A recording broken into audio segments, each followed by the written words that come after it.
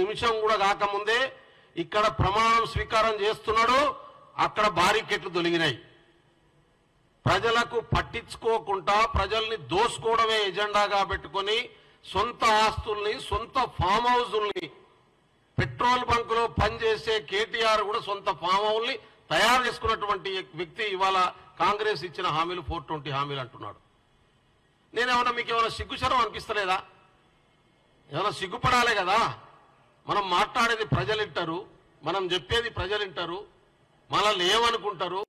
ఇంకా అధికారంలో ఉన్నామనేటటువంటి మత్తులో ఉంటే ఎట్లా కేటీఆర్ గారు?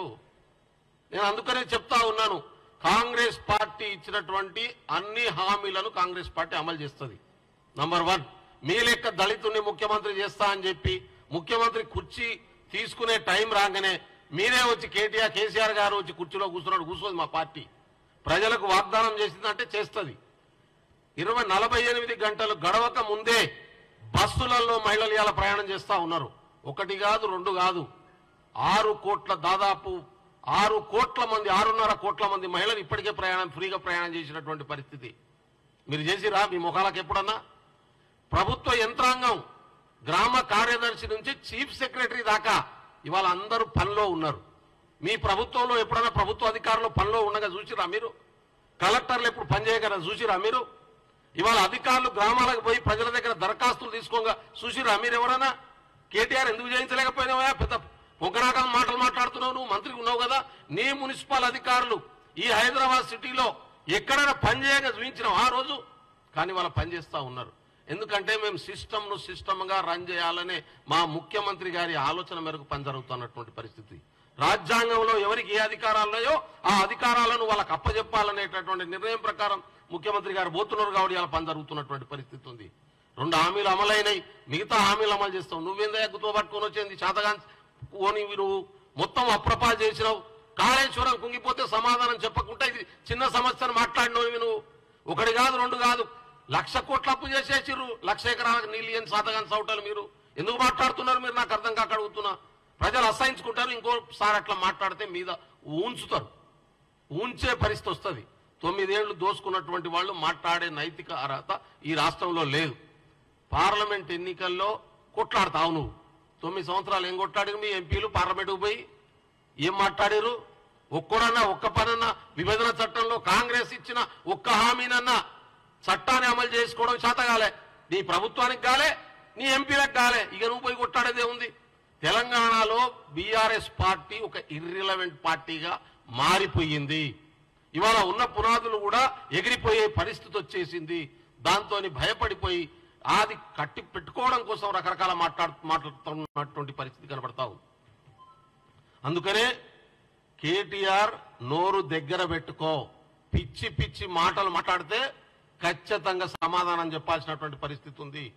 ప్రభుత్వం ఎక్కడన్నా చెప్పిన మాటను, కాంగ్రెస్ చెప్పిన మాటను అమలు చేయకపోతే నువ్వు ఎత్తి చూయించు. ఏది చేయలేదో, ఏం పని చేయలేదో చూయించు మాకు. అరే మొదలు పెట్టక ముందే ఇవాళ 4వ తారీఖులు ఉన్నాం, ప్రమాణ స్వీకారం కూడా చేయలే. 4వ తారీఖు 7వ తారీఖు చేసేటప్పటికి ఇవాళ ఎన్ని రోజులైందో నాకు అర్థం కాదు. ఇంత అహంకారం ఎందుకు వచ్చింది? తెలంగాణ ప్రజల సొమ్మును దోసుకున్న డబ్బుల వల్ల వచ్చినటువంటి మదం ఇది. ఈ మదాన్ని తెలంగాణ ప్రజలు ఓడించడం ద్వారా తగ్గించారు. రేపు మొత్తం గుంజేసే పరిస్థితి వస్తుంది. దృష్టిలో పెట్టుకోవాలని చెప్పి కోరుతా ఉన్నాను. ఇప్పటిదాకా మా బీజేపీ అధ్యక్షులు కిషన్ రెడ్డి గారు మాట్లాడుతూ ఉన్నారు. కిషన్ రెడ్డి గారు, అధికారంలో ఎవరున్నారా? నువ్వు నిన్నటిదాకా సహాయ హోంమంత్రి ఉంటివి కదనా? 10 సంవత్సరాల నుంచి అధికారంలో ఉండి ఏం పిక్తున్నారు మీరు? ఎందుకు తెలంగాణ విభజన హామీలు ఒక్కటి తెలంగాణ రాష్ట్రంలో తీసుకురాలేకపోయారు? మీరు ఎందుకు అమలు చేయించలేకపోయారు? 2G స్కామ్ జరిగిందా? ఏం చేస్తుంది మరి మోడీ ప్రభుత్వం? ఏం బిక్తున్నది మోడీ ప్రభుత్వం? ఎందుకు 2G స్కామ్ను బయటికి తీయలే? 2G స్కామ్ జరగలేదనే రిపోర్ట్లు ఎందుకు వచ్చినాయి?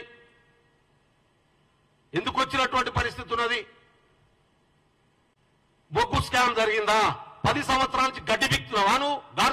గాడిద పళ్ళు తోముతున్నదా నీ ప్రభుత్వం? జరిగితే ఎందుకు నిరూపించలే ఇప్పటిదాకా? ఎందుకు చర్యలు తీసుకోలేకపోయినావు నువ్వు? కాంగ్రెస్ పార్టీని బదనాం చేయడం కోసం జరగనటువంటి అంశాలని జరిగినట్టుగా చెప్పి నేషనల్ హెరాల్డ్లో స్కామ్ జరిగిందా? అది కనీస అవగాహన మంత్రిగా చేసినావు నువ్వు, కిషన్ రెడ్డి గారు కేంద్ర మంత్రిగా చేసినావు, పార్టీ అధ్యక్షునివి. కనీసం ఏమున్నదో తెలుసుకోకుండా మాట్లాడితే ఎట్లా? ఒక పత్రికను కాపాడడం కోసం కాంగ్రెస్ నాయకత్వం జాతీయ స్థాయిలో ఒక ప్రైడ్ ఉన్నటువంటి పత్రికను, జర్నలిస్టులను కాపాడడం కోసం జరిగిన ప్రయత్నాన్ని స్కామ్ల కింద కన్వర్ట్ చేస్తున్నటువంటి దుర్మార్గమైనటువంటి నీచమైనటువంటి రాజకీయ పద్ధతులు మీ. ఇంత నీచంగా ఎవడు మాట్లాడతాడు? నేనంటా ఉన్నాను, సిబిఐకి ఎందుకు అప్పచెప్పాలి? మేము మీకు అప్పచెప్పమని అన్నాం. కాళేశ్వరంలో జరిగిన కరప్షన్ జరుగుతుంటే ఎందుకు మీరు మాట్లాడలేదు? ఎందుకు మీరు ఎంక్వైరీ చేయలేదు? ఎందుకు మీరు శిక్షించే ప్రయత్నం చేయలేదు? కేంద్రంలో అధికారంలో ఉన్నారు కదా. ఆ కాళేశ్వరంలో జరిగినటువంటి ఇరిగేషన్లో జరిగినటువంటి కరప్షన్ లో మీరు వాటాదారులు కాకపోతే ఎందుకు స్పెక్టేటర్ ఉన్నారు? ఎందుకు సైలెంట్గా ఉన్నారు? మేము ఆ రోజు సిబిఐ ఎంక్వైరీ డిమాండ్ చేసినాం. ఎందుకు? మేము ప్రతిపక్షంలో ఉన్నాం. మా అధ్యక్షుడు రేవంత్ రెడ్డి గారు రాతపూర్వకంగా కాంప్లైంట్ ఇచ్చిండు. కేంద్ర ప్రభుత్వం విచారణ జరిపి ప్రజాధనాన్ని కాపాడండి అని. రియాక్ట్ అయ్యిర్రా? కనీసం రియాక్ట్ అయ్యిర్రా? విచారణకు ఆదేశించిర్రా? విచారణ జరపాలి. మరి ఏం చేసిరు? మీరు సైలెంట్గా ఉన్నారు. అంటే ఆయన చేసిన దోపిడీలో మీరు వాటాలు పంచుకున్నారు కాబట్టి సైలెంట్గా ఉన్నారు. ఇవాళ మేము అధికారంలోకి వచ్చినాం. డైరెక్ట్ గా అత్యున్నతమైనటువంటి ఎంక్వైరీ, భారతదేశంలో పోలీసుల ఎంక్వైరీ మీద నమ్మకం లేకపోతే, సిబిఐ ఎంక్వైరీ మీద నమ్మకం లేకపోతే ప్రజలు కోరుకునేటటువంటి లాస్ట్ ఎంక్వైరీ జ్యుడిషియల్ ఎంక్వైరీ. అత్యున్నతమైనటువంటి ఎంక్వైరీ, న్యాయస్థానాల మీద నమ్మకం ఉంటుంది. అగో ఆ జ్యుడిషియల్ ఎంక్వైరీకి మా ముఖ్యమంత్రి గారు ఆదేశిస్తామని చెప్తా ఉన్నారు. లేదు సిబిఐకి ఇవ్వండి, దాంతోపాటు దీన్ని చేయండి. దేనికోసం? బ్లాక్మెయిల్ చేసి పైసలు తలా మళ్ళా మంచుకోవడం కోసమా? లేకుంటే వాస్తవాలు బయటికి రాకుండా ఆపడం కోసమా? లేకుంటే తప్పుడు నివేదికలు ఇప్పించి స్వతంత్ర సంస్థలుగా ఉన్నటువంటి కేంద్ర ప్రభుత్వ సంస్థలన్నీ మీ గుప్పిట్లో పెట్టుకొని రాజకీయ సంస్థలుగా మార్చి ప్రతిపక్ష పార్టీలు డైల్యూట్ చేయడం కోసం వాడుతున్నటువంటి పద్ధతి ఈ 9 సంవత్సరాల్లో ఉన్నటువంటి దేశం అంతా చూస్తూ ఉన్నది. సిబిఐ చేసిన ఎంక్వైరీలు ఎట్లా జరుగుతున్నాయి? ఈడీలు చేసినటువంటి ఎంక్వైరీలు ఎట్లా జరుగుతున్నాయి? కేంద్ర ప్రభుత్వ ఆధీనంలో ఉన్నటువంటి ఇన్వెస్టిగేషన్ స్వతంత్ర ఏజెన్సీలను బీజేపీ పార్టీ ఆఫీస్ కింద పనిచేసే దాని కింద మార్చేసిరేటటువంటి విషయం చిన్న పిల్లల్ని అడిగినా ఈ దేశంలో చెప్పేటటువంటి పరిస్థితి వస్తుంది. ఇవాళ అందుకనే మళ్ళీ అంటా ఉన్నాం, కిషన్ రెడ్డి గారు మీకు ఇక్కడ ఏం రోల్ లేదండి. నీకు కేసీఆర్ పెట్టించుకున్నాడు అధ్యక్షుడుగా. ఇది తెలంగాణ సమాజాన్ని ఎవరిని అడిగినా చెప్తారు. మీరు ఇవాళ ఏదో మాకేమైనా 1-2 సీట్లు వస్తాయని ఆశపడుతున్నటువంటి పరిస్థితి ఉన్నది. ఆ సీన్ లేదు. మీరు ఎన్ని ప్రయత్నాలు చేసినా ఇక్కడ మీకు గెలిచే పరిస్థితి లేదు. మీరు గెలిచేటోళ్ళు ఉంటే మీరేమన్నా పోటీ చేసేవాళ్ళు కదా. మొన్న ఎమ్మెల్యేగా మీ సొంత కాన్స్టిట్యుయెన్సీ నుంచి పోటీ చేయకుండా ఎందుకు వెనక్కిపోయారు? మీరు గెలవరనే విషయం మీకు తెలుసు కాబట్టే అంబర్పేట నుంచి పోటీ చేయలేదు. ఇది చాలా స్పష్టమైనటువంటి విషయం, అందరికీ తెలిసింది.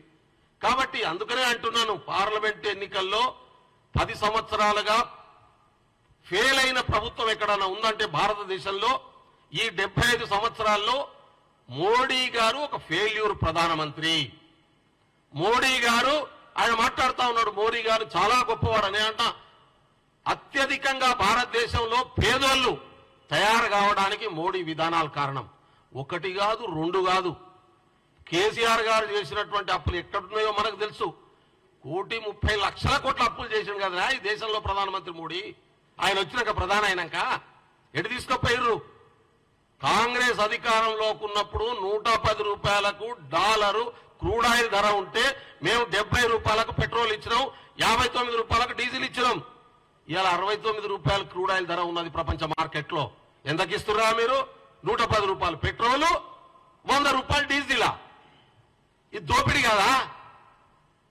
ఇది దోపిడీ కాదా? మరి అంతర్జాతీయ మార్కెట్లో తగ్గితే ఆ బెనిఫిట్స్ కన్జ్యూమర్కు రావాలి కదా. ఎందుకు వస్తలేవు? ఎవరికి పోతున్నాయి అన్ని?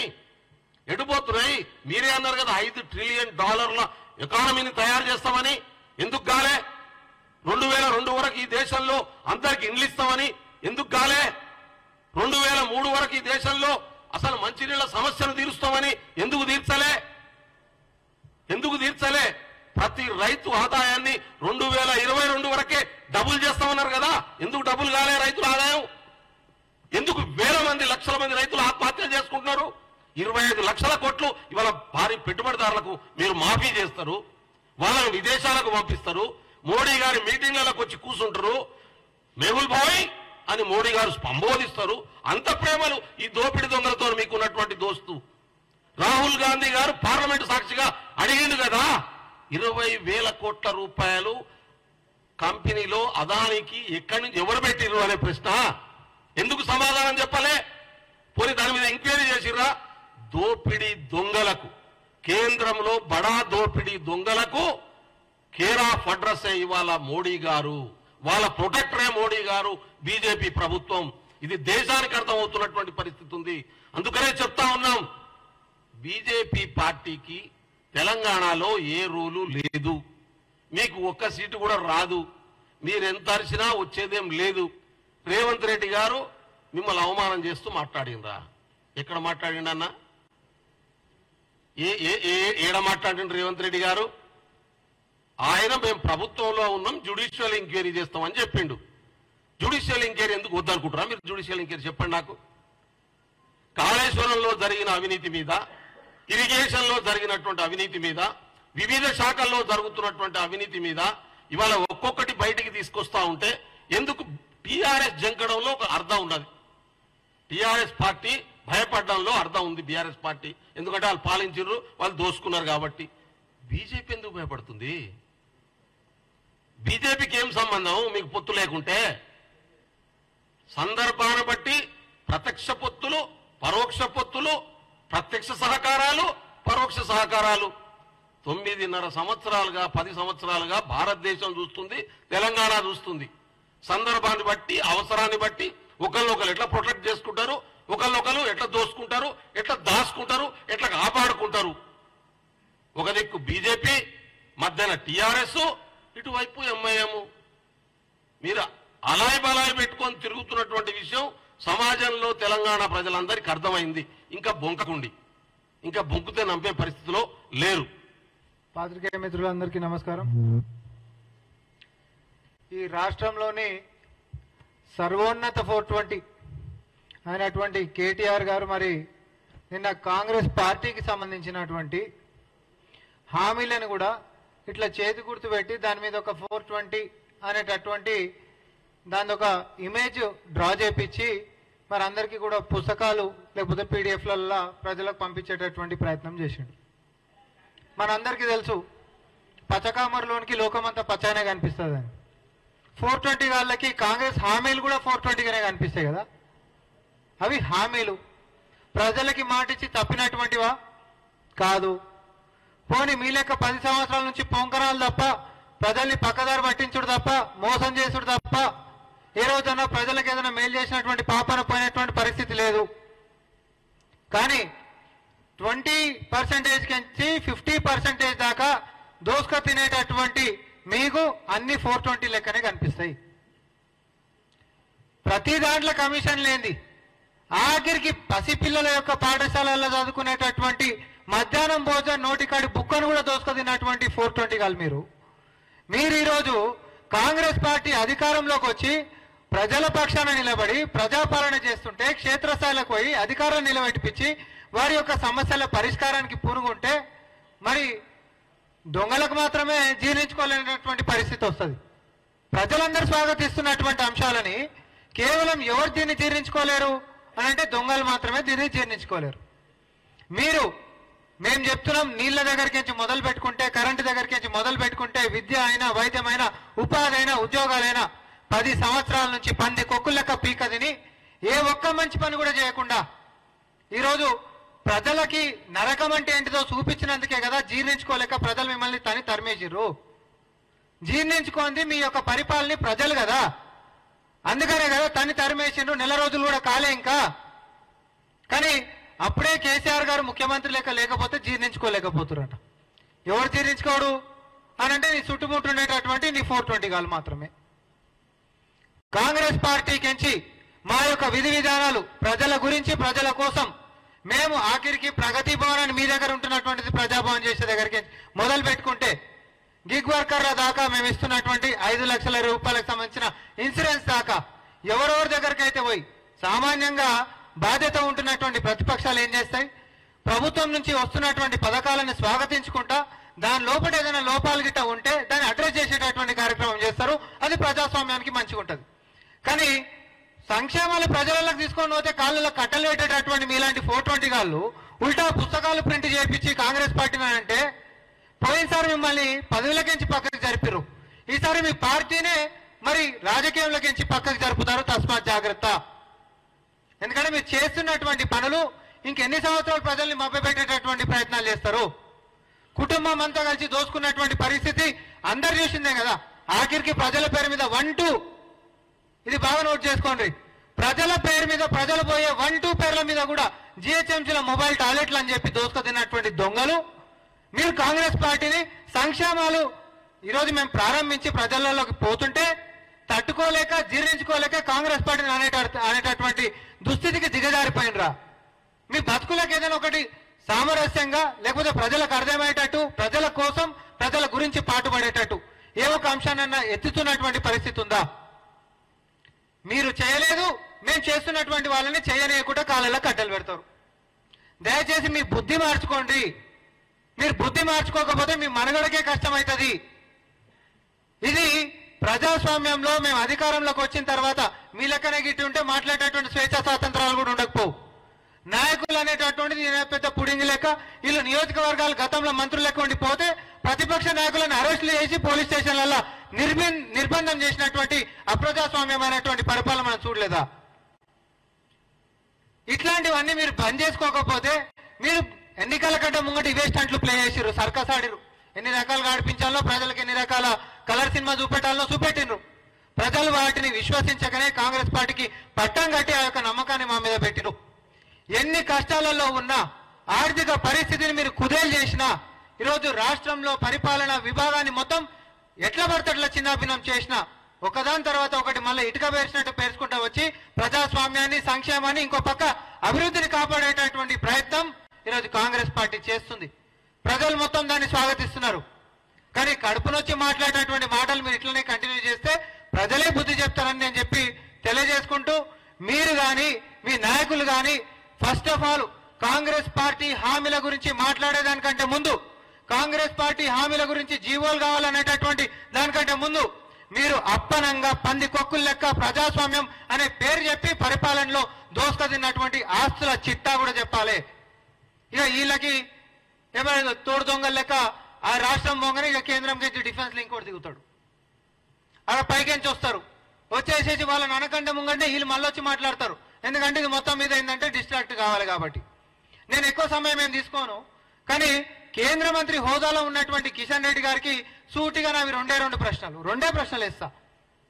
10 సంవత్సరాలైంది మీరు కేంద్రంలోకి అధికారంలోకి వచ్చి, నెల రోజులైంది మేము ఇక్కడ రాష్ట్రంలోకి అధికారంలోకి వచ్చి. మా యొక్క హామీలను ఏమైనా అని చెప్పి బల్లగుద్ది అడిగేదానికంటే ముంగట కాంగ్రెస్ పార్టీ ఇచ్చినటువంటి హామీల మీద మాట్లాడేటటువంటి హక్కు నీకు 10 సంవత్సరాల కంటే ముంగట తెలంగాణ విభజన చట్టంలో తెలంగాణ రాష్ట్రానికి రావాల్సినటువంటి హక్కుల గురించి మేము అడుగుతా ఉన్నాం. మీరు హామీల గురించి మాట్లాడుతున్నారు. 10 సంవత్సరాల కంటే ముంగట మీరు ఇచ్చినటువంటి హక్కుల గురించి మేము అడుగుతున్నాం. బిడ్డ ఫస్ట్ దానికి గురించి సమాధానాలు చెప్పినాక గల్లీలలో తిరుగురి.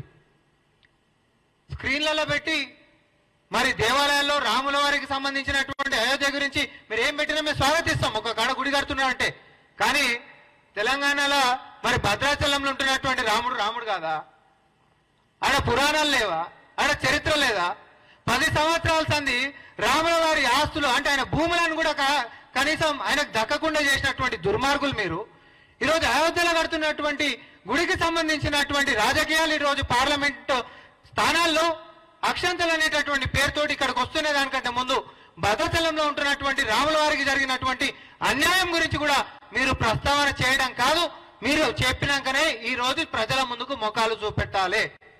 ఆఖరికి భద్రాచలంలో రాములవారి గుడిలో వచ్చేటటువంటి దేనికన్నా పూజలు పునస్కారాలు అంత అయిపోయిన తర్వాత మరి చెత్తకి సంబంధించినటువంటి అంశాలు వస్తే కూడా వేసేటటువంటి జాగలేనటువంటి పరిస్థితి ఆడ. ఎందుకు ఇంత చిన్న చూపంటున్నా నేను? దేనికోసం ఈ రాజకీయం? కేవలం రాముల వారిని ఆయన పేరు వాడుకుంటా మళ్ళా లోక్సభ ఎన్నికలలో ఓట్లెట్లా దండుకోవాలనేటటువంటి మీ యొక్క కుటిల బుద్ధిని తెలంగాణ సమాజం చూసింది. కానీ మీ యొక్క రాజకీయ ఎత్తుగడలు జిహెచ్ఎంసీలో చూసిండ్రు, దుబ్బాకలో చూసిండ్రు, హుజూరాబాద్ లో చూసిండ్రు. అన్ని రకాలు కూడా చూసిన తర్వాతనే మ్యాండేట్లో మీకు ఏడా జాగయ్యలేదు.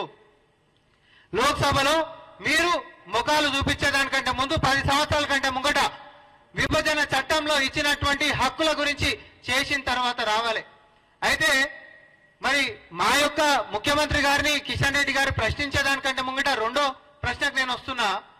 కాళేశ్వరంకి సంబంధించినటువంటి అవినీతి మీద మరి సిబిఐ విచారణ చేయాలంటే నమ్మకం లేదు మాకు. ఎందుకంటే ఉన్నన్ని రోజులు కాపాడిన వాళ్ళు స్వయాన ప్రధానమంత్రి వస్తాడు, ఆధారాలు మాకాడు ఉన్నాయి, మేము చర్యలు తీసుకుంటామంటాడు. స్వయాన హోంమంత్రి వస్తాడు, ఆధారాలు మాకాడు ఉన్నాయి, చర్యలు తీసుకుంటామంటాడు. మళ్ళా ప్రధానమంత్రి వస్తాడు, దేశానికి మొత్తం పైసలు ఇచ్చే పైసలు కల్వకుంట్ల కుటుంబానికి అవినీతి చేస్తేనే వచ్చినాయి, ఇవన్నీ పైసలు ఏరికించి వచ్చినాయి, ఎంత అవినీతి చేస్తే వచ్చినాయి అని చెప్పి నువ్వే మాట్లాడుతావు. కానీ ఏ రోజు చర్యలు తీసుకోవు. కానీ ఒకటే ప్రశ్న అడుగుతున్నా, కాళేశ్వరంలో పాత ఉంటున్నటువంటి టీఎంసీకే వైబిలిటీ లేదనేటటువంటిది కాంగ్రెస్ పార్టీ లిఖితపూర్వకంగా మీ ముంగట పెడితే ఎక్స్ట్రా టీఎంసీకి పర్మిషన్లు ఓడిచ్చిండు, మీ అయ్యిచ్చిండా?